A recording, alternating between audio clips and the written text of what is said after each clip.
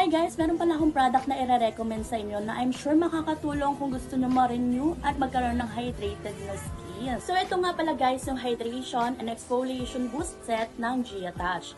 Goods na to kasi isang set na siya, pwede mo siya sa daily skincare routine mo. So syempre guys, pagkagising mo sa umaga, ang una mong gagawin is maghilamos. So ito na nga G-Attach.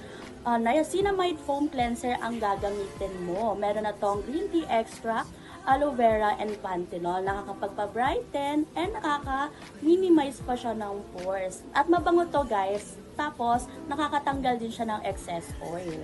So, after mo maghilamos, ang next mo namang gagawin is mag-a-apply ka ng toner. So, meron na nga pala ang G-Attach na 7% glycolic acid toner. Nakakapagpa-brighten, hydrating, and may soothing effect na siya. Nakaka-renew din siya and exfoliating siya ng skin. Kaya maganda talaga to guys. And, ginagamit ko rin to kahit sa ang parte ng katawan ko na maitim, and nilalagay ko rin to sa kilikili kasi nakakawala siya ng amoy.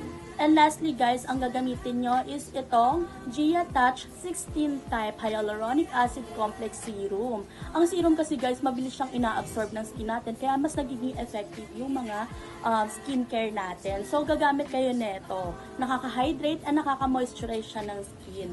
Kaya pag pinagsama-sama mo yung tatlong yan, maganda talaga ang effect. Kaya kung ako sa inyo subukan nyo ito, magiging hydrated talaga ang skin nyo at hindi siya magmumukhang tulot. Ayan, so ilalagay ko to sa yellow basket at i-check out nyo lang siya doon.